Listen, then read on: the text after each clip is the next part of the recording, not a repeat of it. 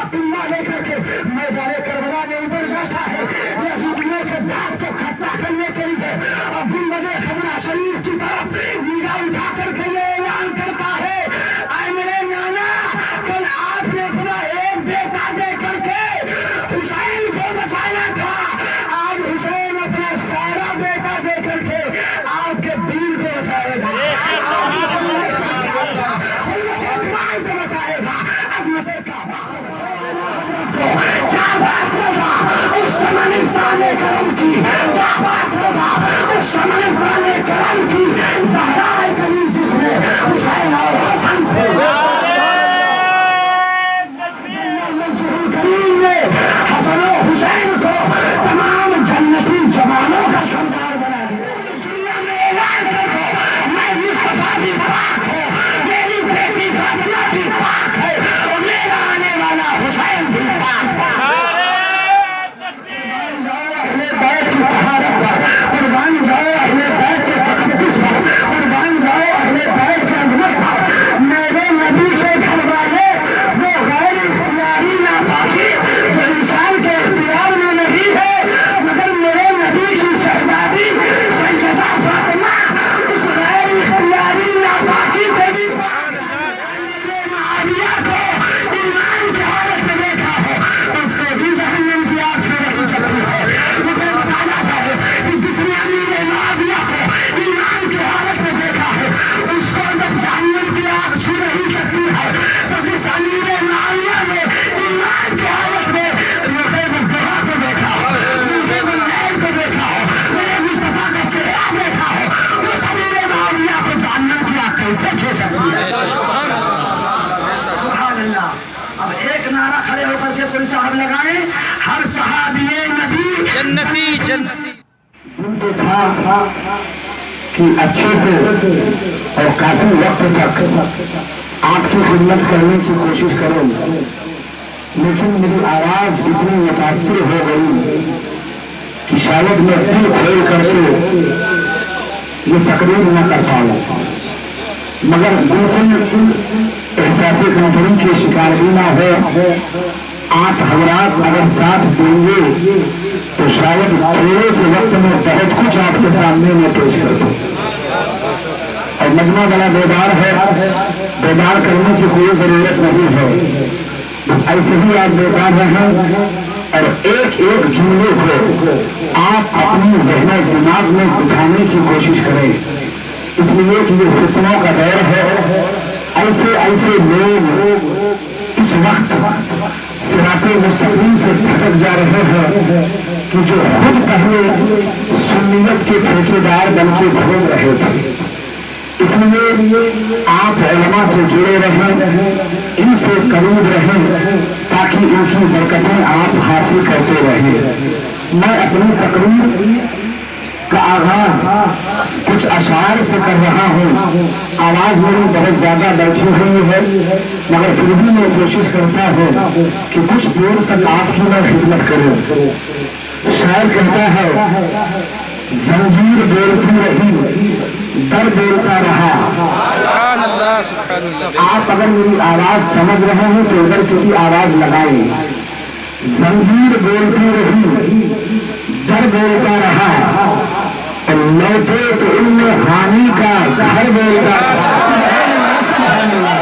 زنجیر بولتی رہی، در بولتا رہا، لوٹے تو ان میں حامی کا گھر بولتا رہا، اور آئے گئے نبی جو سرے عرش بار بار، آئے گئے نبی جو سرے عرش بار بار، سدرا پہ جبرائیل کا پر بولتا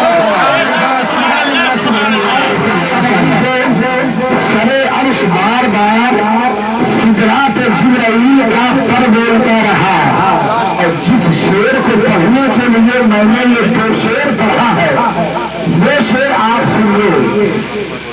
سدرا پہ جبرائیل کا پر بولتا رہا، اور تھرا گئے یزید کے سب لشکر سپاہ، تھرا گئے یزید کے سب لشکر سپاہ، تب نیزے پہ جب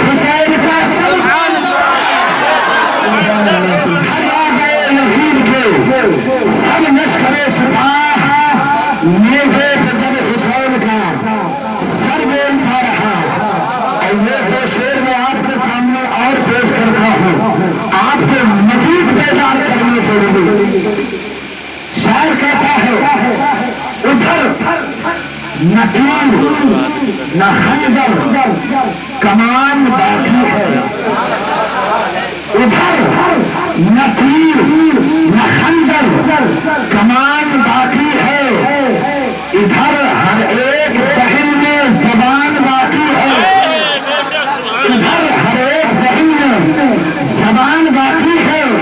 بڑی توجہ کے ساتھ سنیے، دیکھتا ہوں کون کون یہ شعر سنبھالتا ہے۔ ادھر نہ تیر نہ خنجر کمان باقی ہے، ادھر ہر ایک بہن میں زبان باقی ہے، اور عجیب جنگ ہے یہ جنگ کربلا، جس میں ہوا جو قتل وہی خاندان باقی ہے۔ عجیب جنگ ہے، عجیب جنگ ہے یہ جنگ کربلا، جس میں ہوا جو قتل وہی خاندان باقی ہے۔ سنت رسول کی طرح توقیر کہاں ہے، سنت رسول کی طرح توقیر کہاں ہے، حسنین کریمین سی تقدیر کہاں ہے، حسنین کریمین سی تقدیر کہاں ہے، اور مولا علی کے بیٹے کی خودداری دیکھیے، مولا علی کے بیٹے کی خودداری دیکھیے، پانی تلاش کرتا ہے شبیر کہاں ہے، مولا علی کے بیٹے کی خودداری دیکھیے، پانی تلاش کرتا ہے شبیر کہاں ہے۔ اب آپ ذہن و فکر کو حاضر کیجیے، میں اپنی تقریر کا آغاز اسی آیت کریمہ سے کر رہا ہوں۔ بالکل سکون کا ماحول بنے، اپنی اپنی جگہ پہ آپ بیٹھ جائیں اور ایک ایک جملے کو بغور سماعت کریں تاکہ آپ کے معلومات میں بھی اضافہ ہو۔ اللہ جل مجدہ الکریم قرآن پاک میں ارشاد فرماتا ہے، انما یرید اللہ لیذھب عنکم الرجس اہل البیت ویطہرکم تطہیرا۔ اے نبی کے گھر والوں، اللہ تو یہی چاہتا ہے کہ تم سے ہر قسم کی ناپاکی اور گندگی کو دور فرما دے، وَيُطَهِّرَكُمْ تَطْهِيرًا۔ اور اے نبی کے گھر والے، اللہ تو یہی چاہتا ہے کہ تم کو خوب صاف اور ستھرا بنا دے۔ توجہ کیجیے، اس آیت کریمہ میں جو سب سے پہلا لفظ ہے وہ ہے انما۔ عربی گرامر کے اعتبار سے انما جس کلمے میں آتا ہے تو اس کلمے میں حصر کا معنی پیدا ہوتا ہے، اور پھر آگے عنکم الرجس، رجس پہ جو الف لام داخل ہے وہ الف لام استغراق کا ہے، مطلب یہ ہے کہ ہر قسم کی ناپاکی کو اللہ دور فرما دے گا۔ وَيُطَهِّرَكُمْ تَطْهِيرًا، اور تطہیراً یہ مفعول مطلق ہے جو مبالغہ کے لیے آیا ہے، مطلب یہ جو طہارت حاصل ہو رہی ہے یہ ناقص اور ادھوری طہارت نہیں ہے، بلکہ یہ کامل اور مکمل طہارت حاصل ہو رہی ہے۔ اور پھر تطہیراً میں جو تنوین لگی ہوئی ہے وہ زبر کی، یہ تنوین تعظیم ہے، مطلب یہ ہے کہ یہ جو طہارت حاصل ہو رہی ہے اہل بیت کو، یہ عام طہارت نہیں ہے بلکہ یہ نہایت عمدہ اور اعلیٰ طہارت اہل بیت کو حاصل ہو رہی ہے۔ اب آپ ذرا ذہن و فکر کو حاضر فرمائیں، اللہ جل مجدہ الکریم اہل بیت سے طہارت کا ارادہ فرما لیا ہے۔ ہم اور آپ اگر کسی چیز کا ارادہ کرتے ہیں تو کوئی ضروری نہیں ہے کہ وہ چیز ماریز وجود میں آ جائے، کوئی ضروری نہیں ہے کہ وہ چیز مکمل ہو جائے، لیکن جب اللہ جل مجدہ الکریم کسی چیز کا ارادہ فرماتا ہے تو وہ جیسے ارادہ فرماتا ہے فوراً وہ چیز مکمل ہو جاتی ہے، فوراً وہ چیز پوری ہو جاتی ہے۔ تو جب اللہ جل مجدہ الکریم نے اہل بیت سے طہارت کا ارادہ فرما لیا ہے تو یہ میرا اذعان کہتا ہے، یہ میرا ایقان کہتا ہے کہ اہل بیت سے ہر قسم کی گندگی دور ہو گئی ہے، اور اہل بیت ہمیشہ کے لیے صاف اور ستھرا ہو گئے ہیں، اہل بیت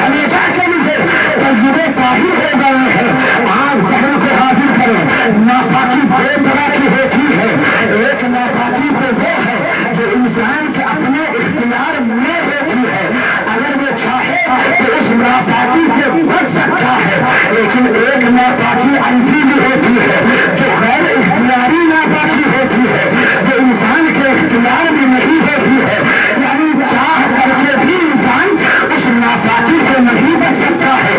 مثال کے طور پر عورتوں کے ہر مہینے میں جو عوارضات کا لحوظ ہوتا ہے، تو بچوں کی پیدائش کے موقع پر ان کے جسم سے جو خون اور پانی کا بہاؤ ہوتا ہے، یہ ایسی ناپاکی ہے کہ عورت کے اختیار میں نہیں ہے، عورت چاہے تب بھی اس ناپاکی سے نہیں بچ سکتی ہے۔ مگر قربان جاؤ اہل بیت کی طہارت پر، قربان جاؤ اہل بیت کے تقدس پر، قربان جاؤ اہل بیت کی عظمت پر۔ میرے نبی کے گھر والے وہ غیر اختیاری ناپاکی جو انسان کے اختیار میں نہیں ہے، مگر میرے نبی کی شہزادی سیدہ فاطمہ اس غیر اختیاری ناپاکی سے بھی پاک ہے، اس غیر اختیاری ناپاکی سے بھی پاک ہے۔ میرے مصطفیٰ کریم علیہ الصلوۃ والتسلیم ارشاد فرماتے ہیں، حدیث پاک کے الفاظ ہے، یہ حدیث جو میں پڑھنے جا رہا ہوں، اس حدیث کو اعلیٰ حضرت سرکار نے اپنی کتاب الامن والعلا لناہج المصطفیٰ بدافع البلاء، اتنا لمبا نام ہے، نام لوگ نہیں سمجھ پاتے ہیں، چلتے ہیں اعلیٰ حضرت کی شان میں بکواس کرتے ہیں۔ الامن والعلا لناہج المصطفیٰ بدافع البلاء، اعلیٰ حضرت کی بارگاہ میں ایک سوال آیا تھا، ہم لوگ جو درود پاک پڑھتے ہیں اس میں ایک لفظ آتا ہے دافع البلاء، دافع البلاء کا معنی مصیبتوں کو دور فرمانے والا۔ ہم اہل سنت کا عقیدہ ہے کہ اللہ نے اپنے نبی کو اختیار کلی عطا فرمایا ہے، وہ جس سے چاہے اس سے مصیبتوں کو دور فرما دے۔ یہ سوال جب کسی وہابی کے پاس گیا تو اس نے کہا نہیں، دافع البلاء تو صرف اللہ کی ذات ہے، مصیبتوں کو صرف دور کرنے والا اللہ ہے۔ اگر کوئی نبی کے لیے دافع البلاء مانے گا تو یہ شرک ہو جائے گا معاذ اللہ۔ مگر وہی سوال جب اعلیٰ حضرت کی بارگاہ کرم میں پہنچتا ہے تو میرے امام نے جب دافع البلاء کے مسئلے پر قلم کو اٹھایا ہے تو محض ایک دو صفحہ نہیں لکھا بلکہ پوری کتاب اعلیٰ حضرت نے لکھ دیا، اور اس بات میں نبی کے دافع البلاء کے مسئلے پر اعلیٰ حضرت نے قرآن پاک سے 7 آیتیں دلیل میں پیش کی ہے، 7 آیتیں قرآن پاک سے اعلیٰ حضرت نے دلیل میں پیش کیا، اور حدیث پاک سے 300 حدیثیں، ایک ہی مسئلے 300 حدیثیں اعلیٰ حضرت نے دلیل میں پیش کیا، اور پوری دنیا والوں کو یہ بتا دیا کہ اللہ نے میرے نبی کو دافع البلاء بنایا ہے۔ شافعی روزے جزا تم پہ کروڑوں درود، دافع جولا بنا تم پہ کروڑوں درود۔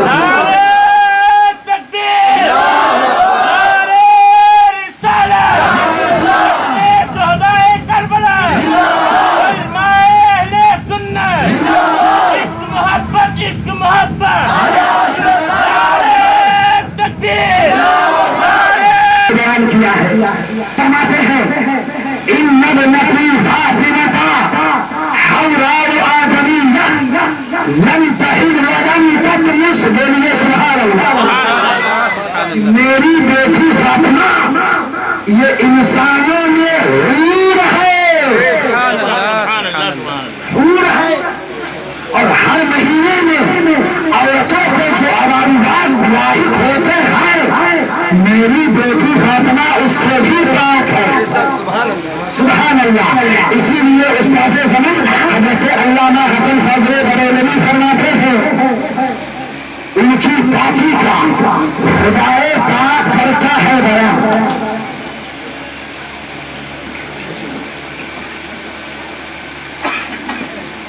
ان کی پاکی کا خدائے پاک کرتا ہے بیان، آیت تطہیر سے ظاہر شان اہل بیت، آیت تطہیر سے ظاہر شان اہل بیت، اسی پاکی کا نتیجہ ہے کہ سیدہ فاطمہ الزہرا رضی اللہ تعالی عنہا کے بطن اقدس سے جتنے شہزادے و شہزادیاں تشریف لائی ہے، کسی بچے کی پیدائش کے موقع پر عام طور پر عورتوں کے جسم سے جو خون اور پانی کا بہاؤ ہوتا ہے، حضرت فاطمہ کے جسم ابعد سے اس خون اور پانی کا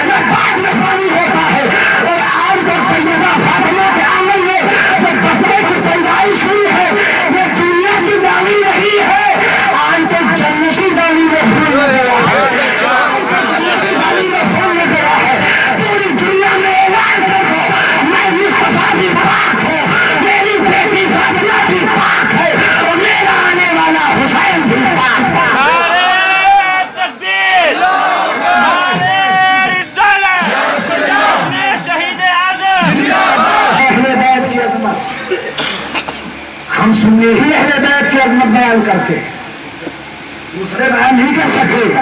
سنیے یہ حدیث جو میں کرنے جا رہا ہوں، یہ ترمذی شریف کی حدیث ہے، جلد ثانی کی۔ اس حدیث پاک کے راوی حضرت حذیفہ رضی اللہ تعالی عنہ ہے۔ آپ فرماتے ہیں کہ میں نے ایک دن اپنی والدہ محترمہ سے کہا، اے میری امی جان، آج میں جا رہا ہوں نبی کے پیچھے نماز پڑھنے کے لیے، مصطفیٰ کے پیچھے نماز پڑھنے جا رہا ہوں۔ آپ کی والدہ محترمہ نے فرمایا، بیٹے اس میں نئی بات کون سی ہے؟ آپ تو روزانہ نبی کے پیچھے نماز پڑھتے ہیں، اس میں نئی بات کون سی ہے؟ تو حضرت حذیفہ جواب دیتے ہیں، امی جان بات یہ ہے کہ آج میں جا رہا ہوں نبی کے پیچھے نماز پڑھنے کے لیے، اور ایک مقصد بھی لے کے جا رہا ہوں، ایک مقصد بھی لے کے جا رہا ہوں۔ والدہ محترمہ فرماتی کیا مقصد ہے؟ حضرت حذیفہ رضی اللہ تعالی عنہ عرض کرتے ہیں مقصد یہ ہے کہ آج میں جا رہا ہوں نبی کے پیچھے نماز بھی پڑھوں گا، اور اپنی نبی سے اپنے لیے اور اپنی ماں کے لیے مغفرت کی دعا بھی کراؤں گا، مغفرت کی دعا بھی کراؤں گا۔ گویا کہ صحابہ کا بھی یہی عقیدہ تھا کہ نبی جس کی چاہے اس کی مغفرت ہو جائے، چاہے بانی عطا کر دے، بھری جنت ہبا کر دے، نبی مختار کل ہے، جس کو جو چاہے عطا کر دے۔ حضرت حذیفہ عرض کرتے ہوئے جا رہا ہوں نبی کے پیچھے نماز پڑھوں گا، اور اپنے لیے اپنی ماں کے لیے دعائے مغفرت بھی کراؤں گا۔ اب سنیے، حضرت حذیفہ مسجد نبوی شریف میں تشریف لائے، نماز مغرب کا وقت آ گیا، میرے آقا نے مغرب کی امامت فرمائی، حضرت حذیفہ نے آقا کریم کے پیچھے مغرب کی نماز ادا کیا۔ نماز سے جب فارغ ہوئے تو میرے آقا مسجد نبوی شریف ہی میں تشریف فرما ہے، مگر حضرت حذیفہ کو وقت ہی نہیں ملا کہ وہ اپنا مقصد مصطفیٰ سے بیان کرے، حتیٰ کہ عشاء کا وقت آ جاتا ہے، اور میرے آقا نے عشاء کی امامت فرمائی ہے۔ حضرت حذیفہ نے نبی کے پیچھے عشاء کی نماز ادا کیا ہے، اور جب نماز عشاء سے فارغ ہو گئے تو میرے مصطفیٰ مسجد نبوی شریف سے نکلے ہیں، اور نکلنے کے بعد میں حجرہ مقدسہ کی طرف تشریف لے کے جا رہے ہیں۔ اب سنیے حدیث پاک کے الفاظ ہے، حضرت حذیفہ فرماتے ہیں، فَتَبِعْتُهُ فَسَمِعَ صَوْتِي فَقَالَ مَنْ هَذَا حذیفہ، قلت نعم یا رسول اللہ، قال ما حاجتك، غفر اللہ لك ولأمك، إن هذا ملك لم ينزل الأرض قط قبل هذه الليلة، استأذن ربه أن يسلم عليك ويبشرني أن فاطمة سيدة نساء أهل الجنة، وأن الحسن والحسين سيدا شباب أهل الجنة۔ ترمذی شریف کی حدیث ہے، حضرت حذیفہ فرماتے ہیں کہ میرے آقا جب مسجد نبوی شریف سے نکلے تو میں سرکار کے پیچھے پیچھے چلنے لگا، آقا کے پیچھے پیچھے چلنے لگا، میرے سرکار کے گوشے مبارک بھی میرے چلنے کی آہٹ پہنچ گئی، چلنے کی آہٹ پہنچ گئی۔ فرماتے ہیں کون ہے پیچھے آ رہے ہیں؟ حذیفہ ہے کیا؟ کون پیچھے آ رہے ہیں؟ حذیفہ ہے کیا؟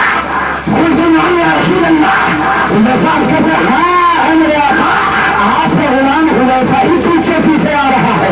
ابھی حضرت حذیفہ نے اپنا مقصد بھی مصطفیٰ کی بارگاہ میں پیش نہیں کیا تھا، میرے نبی فرماتے ہیں ما حاجتک، غفر اللہ لک ولأمک، حذیفہ کیا حاجت لے کے آئے ہو؟ جاؤ جاؤ، اللہ نے تیری بھی مغفرت فرما دی ہے اور تیرے ماں کی بھی مغفرت فرما دی ہے۔ مقصد بھی نہیں بیان کیا تھا، سرکار خود فرماتے ہیں حذیفہ جاؤ، اللہ نے تمہیں بھی بخش دیا ہے اور تمہاری ماں کو بھی بخش دیا ہے، سبحان اللہ۔ اور سنیے آگے، معاملہ جب ہو گیا تو میرے آقا فرماتے ہیں ان ھذا ملک، اے حذیفہ دیکھو یہ ایک فرشتہ کھڑا ہے، یہ ایک فرشتہ کھڑا ہے، اور یہ فرشتہ ایسا ہے لم ينزل الارض قط قبل هذه الليلہ کہ آج کی رات سے پہلے یہ فرشتہ کبھی زمین پہ آیا ہی نہیں ہے. آج کی رات سے پہلے یہ فرشتہ کبھی زمین پہ آیا ہی نہیں ہے. آج نیا آسمان سے اتر رہا ہے. اسپیشل طور پر اس فرشتے کا نزول ہو رہا ہے. حضرت حذیفہ عرض کہتے ہیں یا رسول اللہ اس فرشتے کا آنے کا مقصد کیا ہے؟ کہ خانہ کعبہ شریف کا طواف کرنا چاہتا ہے یا بیت المقدس کی زیارت کرنا چاہتا ہے یا آپ کے سے نماز پڑھنا چاہتا ہے. تب میرے مصطفیٰ نے فرمایا حذیفہ اس فرشتے کے آنے کا صرف دو مقصد ہے. اس فرشتے کے آنے کا صرف دو مقصد ہے. عرض کرتے ہیں یا رسول اللہ کیا ہے؟ تو میرے آقا فرماتے ہیں استأذن ربه ان يسلم عليك. پہلا مقصد یہ ہے کہ یہ اپنے رب سے اجازت مانگ رہا ہے. یا رسول اللہ اجازت کیسی؟ ان يسلم عليك اجازت مانگ کر کے مجھ پہ درود پڑھنا چاہتا ہے. اجازت مانگ کر کے مجھ پہ درود پڑھنا چاہتا ہے. پتا چلا نبی پہ درود پڑھنا میں بڑے نبیوں ہی کا طریقہ نہیں ہے, اللہ کے فرشتوں کا بھی یہی طریقہ ہے. اسپیشل طور پر آسمان سے نازل ہو رہا ہے درود پڑھنے کے لیے. اس کے بعد حضرت حذیفہ عرض کرتے ہیں یا رسول اللہ دوسرا مقصد کیا ہے؟ تب میرے مصطفیٰ فرماتے ہیں دوسرا مقصد یہ ہے وَيُبَشِّرَنِي یہ مجھے بشارت دینے کے لیے آیا ہے ان فاطمہ سیدۃ نساء اہل الجنہ کہ یا رسول اللہ دنیا میں بیٹیاں تو بہت ہیں مگر آپ کی بیٹی کی اتنی بڑی شان ہے کہ اللہ نے آپ کی بیٹی کو تمام جنتی عورتوں کا سردار بنا دیا.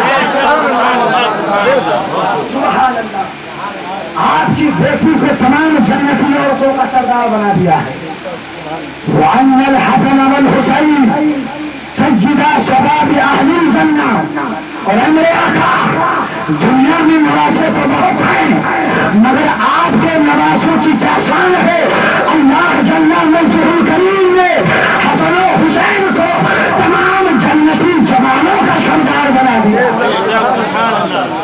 اب آپ اندازہ لگائیں جس کی عظمت کو بیان کرنے کے لیے اسپیشل طور پر اللہ کا فرشتہ نازل ہو رہا ہو اس کی عظمتوں کا عالم کیا ہوگا. سبحان اللہ. اسی ترمذی شریف اسی حدیث سے ایک صفحہ پہلے ایک اور حدیث ہے. اس حدیث پاک کے راوی حضرت انس ابن مالک رضی اللہ تعالی عنہ فرماتے ہیں کہ سرکار علیہ الصلوۃ والتسلیم سے پوچھا گیا ایو اہل بیت کا احب الیک. میرے آقا بتایا جائے کہ آپ کے گھر والوں میں آپ کے نزدیک سب سے زیادہ پیارا کون ہے؟ آپ کے گھر والوں میں آپ کے نزدیک سب سے زیادہ پیارا کون ہے؟ تب میرے مصطفیٰ نے فرمایا قال الحسن والحسین. میرے گھر والوں میں اگر کوئی سب سے زیادہ پیارا ہے تو اسی کو حسنین کریمین کہا جاتا ہے. حسنین کریمین سب سے زیادہ پیارا. اس کے آگے حدیث ہے انه كان يقول لفاطمة ادعي لي ابني فيشنهما ويزنهما الي.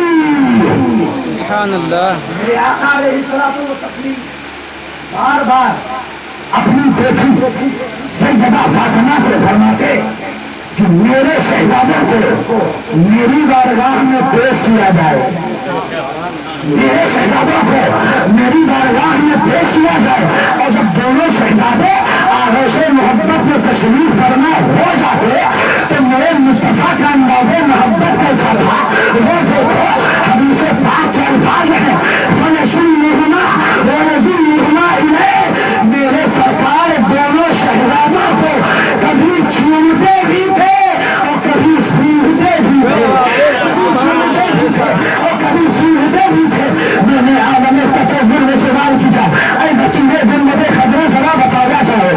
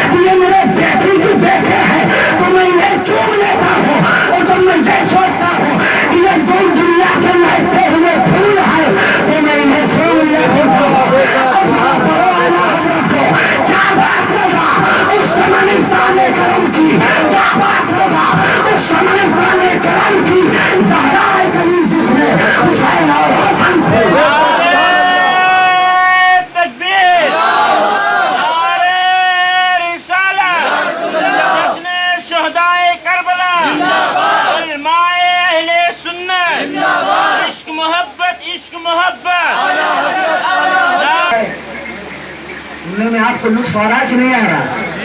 میری آواز آپ تک پہنچ رہی ہے نا؟ کلیئر ورنہ پھر میری محنت بیکار ہو جائے. سنیے یہ روایت جو میں بیان کرنے جا رہا ہوں، یہ روایت ہے سر الشہادتین کی. یہ حضرت علامہ عبدالعزیز محدث دہلوی کی کتاب ہے. اعلیٰ حضرت سرکار سے پوچھا گیا کہ اعلیٰ حضرت محرم کے حوالے سے کس کتاب سے دیکھ کر کے واقعات کربلا کو بیان کیا جائے؟ تو اعلیٰ حضرت نے صرف 2 کتاب کا نام بتایا. صرف 2 کتاب کا نام. ایک کتاب کا نام سر الشہادت ہے، یہ جو علامہ عبدالعزیز محدث دہلوی کی ہے، اور دوسری کتاب اپنے بھائی ماہر شیر سخن استاد زمین حضرت علامہ حسن علیہ رحمت و رضوان کی کتاب ہے. اس کتاب کا نام ہے آئینہ قیامت. اردو میں ہے وہ کتاب. یہ دونوں کتاب کا نام لیا. ابھی میں جو ذکر کرنے جا رہا ہوں یہ سر الشہادتین کی روایت ہے. روایت یہ ہے کہ ایک مرتبہ حضرت عمر رضی اللہ تعالی عنہ کے شہزادے، ان کا نام ہے حضرت عبداللہ، حضرت عمر کے شہزادے اور حضرت مولا علی کے دونوں شہزادے حسنین کریمین، یہ تینوں شہزادے آپس میں کھیل رہے تھے اور کھیلتے کھیلتے ایک باغ میں پہنچ گئے. باغ میں پہنچ گئے اور جب باغ میں پہنچے تو کھجور کا وہ باغ تھا. حضرت عبداللہ رضی اللہ تعالی عنہ عمر میں کچھ بڑے تھے اور یہ دونوں شہزادے کچھ چھوٹے تھے. تو حضرت عبداللہ ابن عمر رضی اللہ تعالی عنہما درخت کے اوپر تشریف لے گئے اور حسنین کریمین نیچے تشریف فرما ہے. آج بھی یہ بچوں کی عادت ہوتی ہے کہ کھیلتے کھیلتے باغ میں پہنچ گئے، ایک بچہ آم کے درخت کے اوپر چڑھ گیا اور 2-3 بچے نیچے بیٹھے کھڑے ہیں. وہ جو اوپر والا بچہ ہے وہ آم توڑ کر کے نیچے پھینکتا ہے اور نیچے والے بچے دامن پھیلا کر کے آم کو سمیٹتے ہیں. مگر ایک انداز آپ نے یہ بھی دیکھا ہوگا کہ اگر بچہ تھوڑا سا ہوشیار ہوتا ہے تو جو پکا آم ہوتا ہے وہ خود جیب میں رکھتا ہے اور جو کچا آم ہوتا ہے وہ نیچے زمین پہ پھینکتا ہے. حضرت عبداللہ ابن عمر رضی اللہ تعالی عنہما نے بھی یہی سیرت اختیار کر لی. پکی جو کھجور توڑتے وہ خود کھاتے تھے اور جب کچی کھجور توڑتے تو نیچے زمین پہ پھینکتے تھے. آ گیا علی کے شیر کو جلال، آ گیا علی کے شیر کو جلال. حضرت حسین پاک نیچے تشریف فرمائے، اوپر کی طرف شہرہ اٹھاتے ہیں، ارشاد فرماتے، جملہ سنو، ارشاد فرماتے ہیں اے میرے نانا کے غلام کے بیٹے. آپ نے جملہ سنا نہیں، اگر سنتے تو میں سمجھاتے. حضرت حسین پاک فرماتے ہیں اے میرے نانا کے غلام کے بیٹے، پکی کھجوریں خود کھا رہے ہو اور کچی کھجوریں نیچے پھینک رہے ہو. حضرت عبداللہ ابن عمر درخت کے نیچے تشریف لائے اور دورے بھاگے حضرت عمر کی بارگاہ کرم میں. عرض کرتے ہیں ابو جان، آج حسین پاک نے ایسا جملہ ادا کیا ہے. حضرت عمر ناراض نہیں ہوئے، فرماتے دونوں شہزادوں کو بلایا جائے، دونوں شہزادوں کو بلایا جائے. اور جب دونوں شہزادے تشریف لاتے ہیں تو حضرت عمر نے پوچھا اے شہزادے، کیا آپ نے یہ جملہ کہا ہے؟ کیا آپ نے یہ جملہ کہا ہے؟ تو وہ تو تھے علی کے بیٹے، جھوٹ کا دور تک گزر نہیں ہو سکتا. سینہ ٹھوک کے کہا ہاں میں نے کہا ہے، ہاں میں نے کہا ہے. حضرت عمر ناراض میں نہیں ہوئے، زنگے توحید سے کام نہیں لیا، بلکہ فرماتے ہیں شہزادے ایک کام کر سکتے ہو. کیا آپ نے جو جملہ زبان سے کہا ہے کیا اس کو لکھ کر دے سکتے ہو؟ آپ نے جو جملہ کہا ہے کیا اس کو لکھ کر دے سکتے ہو؟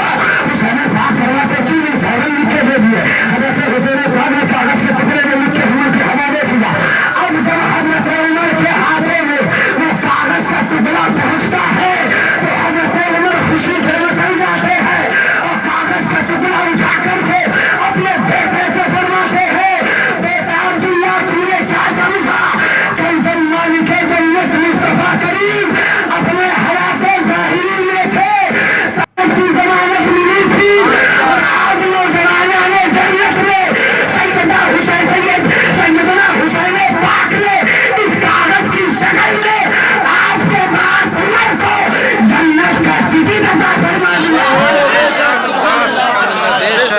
سبحان اللہ. آج کہاں ہیں وہ لوگ جو کہتے ہیں معاذ اللہ کہ اہل بیت سے صحابہ کو محبت نہیں ہے؟ مجھے بتاؤ اگر اہل بیت سے صحابہ کو محبت نہ ہوتی تو آج اگر کوئی چھوٹا بچہ اگر بڑے عمر والے کو یہی جملہ کہہ دیتا تو اس سے محبت سے پیش آتا نہیں آتا. مگر وہ جانتے ہیں قدر والے جانتے ہیں قدر شامل ہو گئے.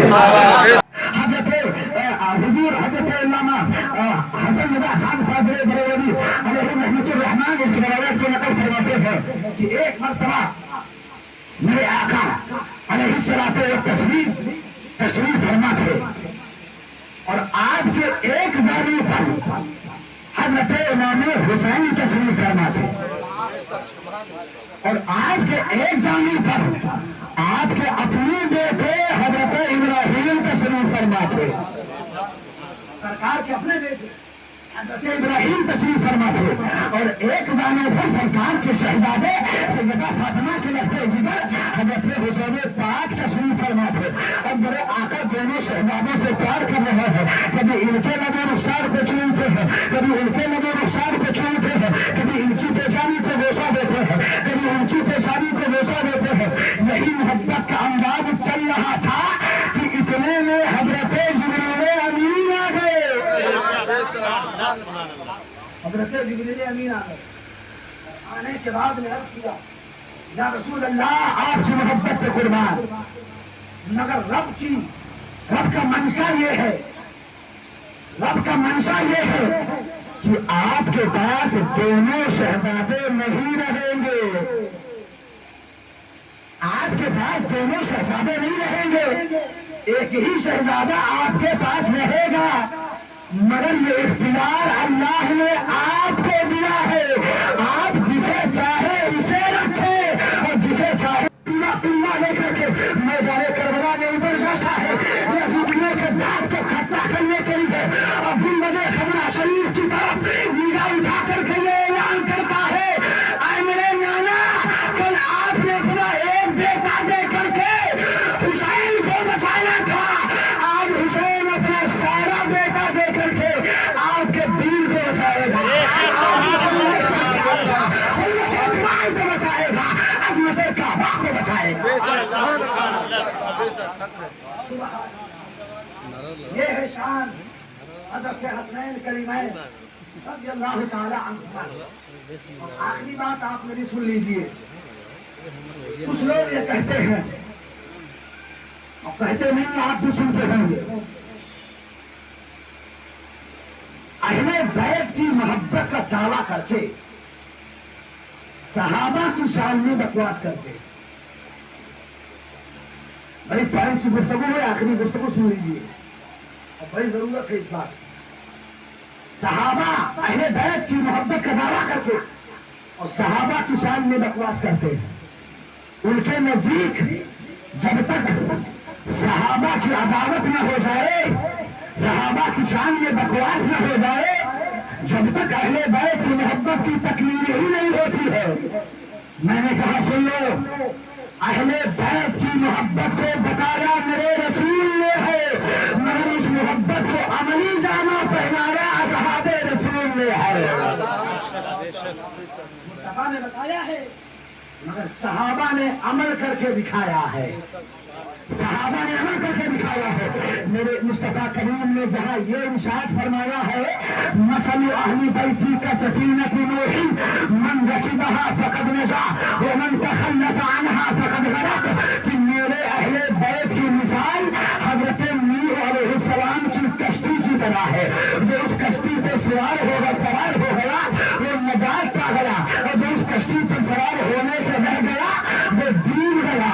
مگر اسی کے آگے میرے مصطفیٰ نے کچھ اور ارشاد فرمایا ہے دوسرے مقام پر. مشکات کی یہ بھی حدیث ہے, میرے مصطفیٰ نے یہ بھی فرمایا ہے اصحابی کالنجوم فبأیہم اقتدیتم اہتدیتم, کہ میرے صحابہ یہ آسمان کے تاروں کی طرح سے ہے, تم انہیں سے جس کی پیروی کرو گے تمہیں کامیابی مل جائے گی, تم ہدایت پا جاؤ گے. اب آپ ذرا ذہن و فکر کو वाज़ेह फरमाए, अहले बैत को मुस्तफा करीम ने हजरत नूह अलैहिस्सलाम के कश्ती से ताबीर किया है और सहाबे किराम की जमाअत को मेरे मुस्तफा ने आसमान के सितारों से ताबीर किया है। आखिर दोनों में मुनासिबत क्या है, दोनों में मोल क्या है? तो सुनो, ये किसी आबे गैरे का फरमान नहीं है, ये मकीने जिंदगी खबरा का फरमान है। मेरे मुस्तफा ने फरमाया है, अना जामिउल करीम, मैं कलिमात का जामिउ हूँ। मुस्तफा जामिउल करीम ही है। जामिउल करीम का माना अल्फाज थोड़े हो मगर उसके मानी बहुत ज्यादा है। मेरे मुस्तफा का एक मौजूदा ये भी है, तो देखने में तो मुख्तसर से जुमला है मगर इसकी मुनासिबत आप देखिए। ये उस वक्त का फरमान है मेरे नबी का कि जब कश्तियां चलती थी तो आसमान के सितारों को देख करके कहीं जाना है और ये कश्ती पे सवार ना हो, साहिल पे खड़ा रहे तो क्या वो मंजिल मकसूद तक पहुंच सकता है? हरगिज़ नहीं पहुंच सकता है। अगर अच्छा कश्ती में वो बैठ भी गया मगर आसमान के सितारों से वो रहनुमाई हासिल नहीं कर रहा है तो क्या वो मंजिल मकसूद तक पहुंच सकता है? नहीं पहुंच सकता है। मंजिल भटक जाएगा, दूसरी तरफ चला जाएगा। बिना तस्वीर और तमसील समझो, अगर मंजिल मकसूद तक पहुंचना है तो अहले बैत की कश्ती की भी जरूरत है और आसमान के सितारे यानी सहाबे किराम की भी जरूरत है। अल्हम्दुलिल्लाह, ये हमारे सुन्नत व जमाअत का खासा है कि हमारे एक हाथ में अहले बैत का दामन है और हमारे दूसरे हाथ में सहाबे किराम का भी दामन है और दोनों दामनों से फायदा उठाते हुए बरई की बोली में ये बोलते हैं, अहले सुन्नत का है बेड़ा पार, असहाबे हुजूर नज्म है और नाम है इकरत रसूलुल्लाह।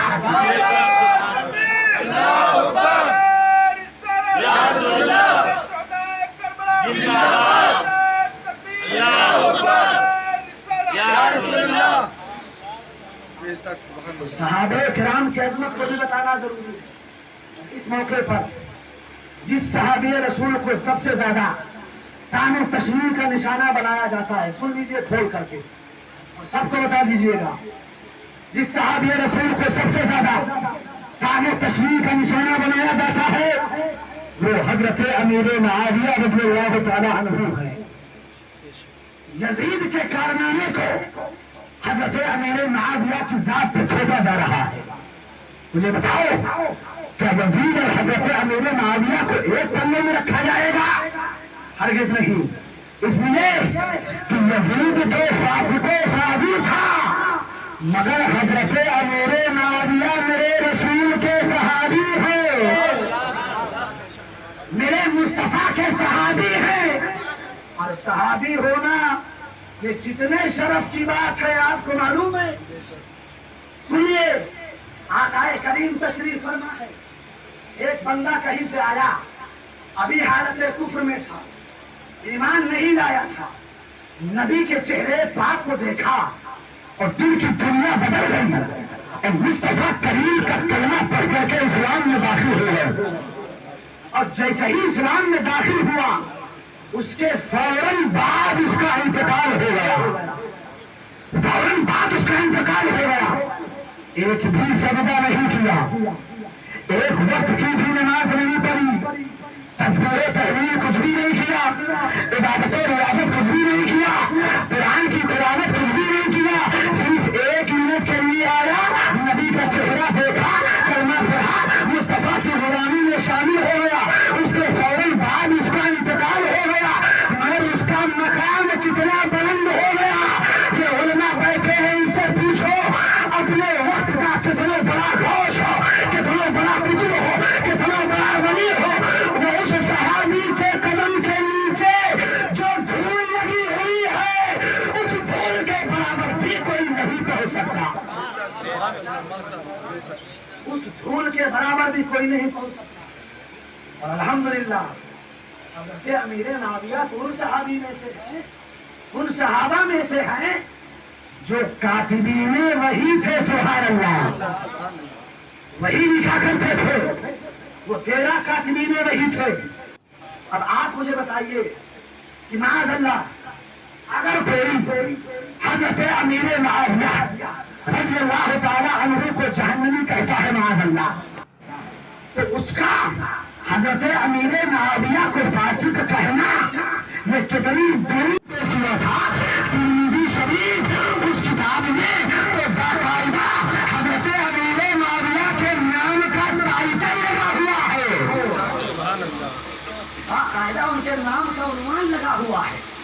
اس باب کا نام ہی ہے باب مناقب امیر معاویہ بن سفیان۔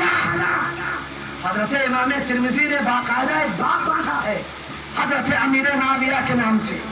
اب آپ مجھے بتائیں کہ اگر حضرت امیر معاویہ فاسق ہوتے تو حضرت امام ترمذی ان کے نام سے ٹائٹل قائم کرتے، حدیث قائم کرتے۔ اچھا اس باب کی ایک حدیث میں آپ کے سامنے پیش کر دوں جو ٹائٹل باندھا ہے امام ترمذی نے، اس کی ایک حدیث میں آپ کے سامنے پیش کرتا ہوں۔ اللہ کے رسول صلی اللہ تعالی علیہ وسلم نے حضرت امیر معاویہ کا نام لے کر کے دعا کیا ہے، نام لے کر کے دعا کیا ہے۔ اللہ کے رسول فرماتے ہیں اللہم اجعلہ ہادیا مہدیا واہد بہ الناس۔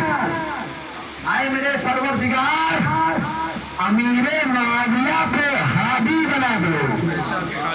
ہادی کا معنی ہدایت دینے والا، اور امیر معاویہ کو مہدی بنا دے، مہدی کا معنی ہدایت پانے والا۔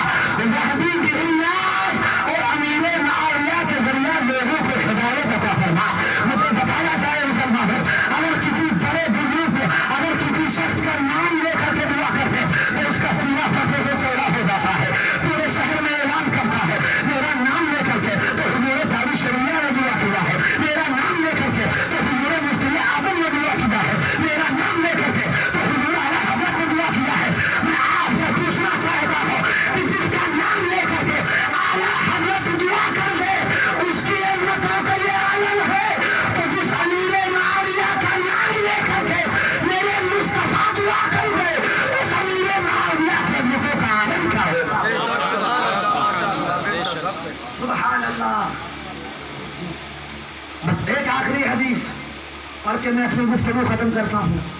مشکات شریف کی حدیث ہے، اللہ کے رسول صلی اللہ تعالی علیہ وسلم ارشاد فرماتے ہیں لا تمس النار مسلم رعانی او رعا من رعانی۔ میرے مصطفیٰ فرماتے ہیں کہ جس نے ایمان کی حالت میں مجھے دیکھا، ایمان کی حالت میں مجھے دیکھا تو اس کو جہنم کی آگ چھو نہیں سکتی ہے۔ ایمان کی حالت میں جس نے مجھے دیکھا اس کو جہنم کی آگ چھو نہیں سکتی ہے۔ اس کے آگے میرے آقا ایک جملہ اور ارشاد فرماتے ہیں او رعا من رعانی، جس نے میرے دیکھے ہوئے کو دیکھا اس کو بھی جہنم کی آگ چھو نہیں سکتی ہے۔ سبحان اللہ۔ حضرت ابو بکر صدیق نے ایمان کی حالت میں مصطفیٰ کو دیکھا ہے، تو آپ دوسرے حضرت ابو بکر کو دیکھا ہو ایمان کی حالت میں اس کو بھی جہنم کی آگ چھو نہیں سکتی ہے۔ حضرت عمر کو جس نے ایمان کی حالت میں دیکھا ہو اس کو جہنم کی آگ چھو نہیں سکتی ہے۔ حضرت عثمان غنی کو جس نے ایمان کی حالت میں دیکھا ہو اس کو بھی جہنم کی آگ چھو نہیں سکتی ہے۔ حضرت مولا علی کو جس نے ایمان کی حالت میں دیکھا ہو اس کو بھی جہنم کی آگ چھو نہیں سکتی ہے۔ حضرت بلال حبشی کو جس نے ایمان کی حالت میں دیکھا ہو اس کو بھی جہنم کی آگ چھو نہیں سکتی ہے۔ حضرت صہیب رومی کو جس نے ایمان کی حالت میں دیکھا ہو اس کو بھی جہنم کی آگ چھو نہیں سکتی ہے۔ ارے جس نے امیر معاویہ کو ایمان کی حالت میں دیکھا ہو اس کو بھی جہنم کی آگ چھو نہیں سکتی ہے۔ مجھے بتایا جائے کہ جس نے امیر معاویہ کو ایمان کی حالت میں دیکھا ہے اس کو جب جہنم کی آگ چھو نہیں سکتی ہے، تو جس امیر معاویہ نے ایمان کی حالت میں رقیب الدہا کو دیکھا ہو، رقیب اللیل کو دیکھا ہو، میرے مصطفیٰ کا چہرہ دیکھا ہو، اس امیر معاویہ کو جہنم کی آگ کیسے چھو سکتی ہے؟ سبحان اللہ۔ اب ایک نعرہ کھڑے ہو کر کے کوئی صاحب لگائیں، ہر صحابی نبی جنتی جنتی۔ ہر صحابی نبی ہر صحابی نے ملاؤ نا یار۔ مسلک اعلیٰ حضرت، مسلک اعلیٰ حضرت، نعرہ تکبیر، نعرہ رسالت۔ جنتی جنتی جنتی جنتی جنتی جنتی جنتی جنتی۔ اللہ اکبر یا رسول اللہ۔ اللہ تعالیٰ ان تمام تر فتنوں سے ہم سب کی حفاظت فرمائے اور ہم سب کا ایمان پر حسن خاتمہ فرمائے۔ استغفر اللہ ربی من کل ذنب واتوب الیہ۔